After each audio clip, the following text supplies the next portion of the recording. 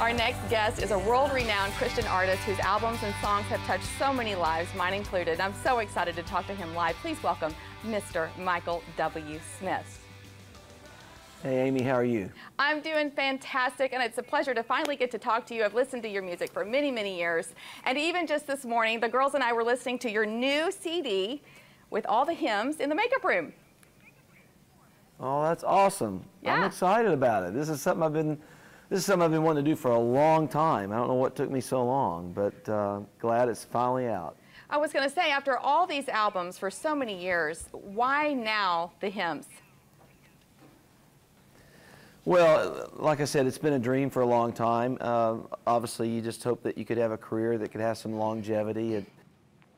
You to do specialty projects like this, and gosh, my first record came out in 1983, so this has been, we've going over 30 years. I'm so blessed, and honestly, Amy, it's when I heard the Alan Jackson Hymns record that came out, what, 4 or 5 years ago, whatever, and I remember hearing that record, and I thought, you know what, I think it's time for me to try to do something like that. I grew up in a little church in Canova, West Virginia. I sang all these hymns my whole life. It shaped my life. It shaped my faith.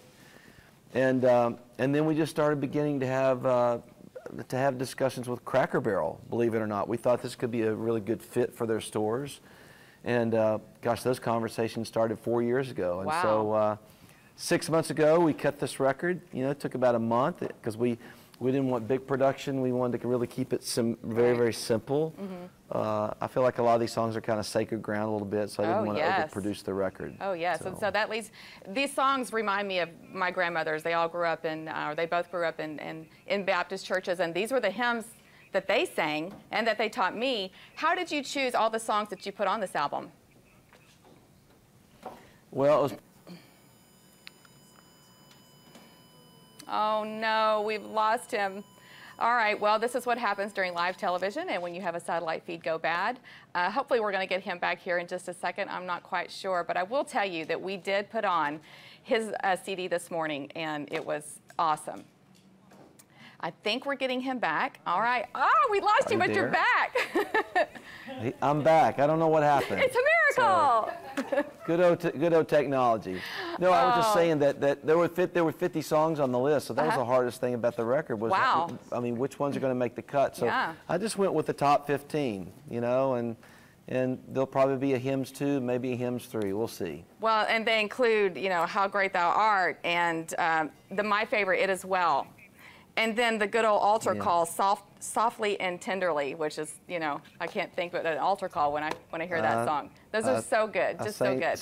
Sang that one a bunch. Yeah, you know, you can get the record at Cracker Barrel. You also can get the record at Amazon.com. You won't get a biscuit or gravy, but you can get it from Amazon.com, and iTunes has it, and CrackerBarrel.com has it. But fun to go into the store and actually see it in the store and get it there. But I'm very, very excited about it. I'm glad you got to listen to it and hear it. It was fun. Hey, I got to ask you one quick question.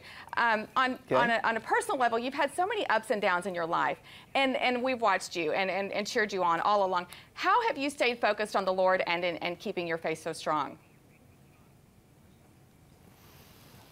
Well, I mean, I think there's been a lot more ups than downs. I mean, my early teenage years, you know, I had a 4-year bout with drugs and alcohol, and that was just, I've written books about it, and that was so long ago.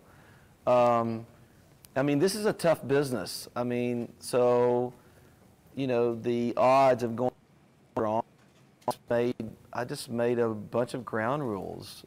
Even my wife, Debbie, we just vowed that we'd never, I'd never be gone for more than 2 weeks, especially when we started having kids. I would do a show and have a plane waiting on me. I'd fly home, land at midnight, and drive in carpool at 7:20 a.m. in the morning, you know. So just, and then I've just got great friends. I have really a great support group that have stood beside me and prayed for me and have really held me accountable. And I think that's the key, especially in something like this where everybody's telling you how great you are all the time, and you got to watch it, you know, read your press all the time, and just kind of keep it real and stay humble. And I think if I've had any success, it's not a Grammy Award, it's not the 3 Grammys or all the Dove Awards, it's probably that I've survived success, and I'm probably more proud of that than anything.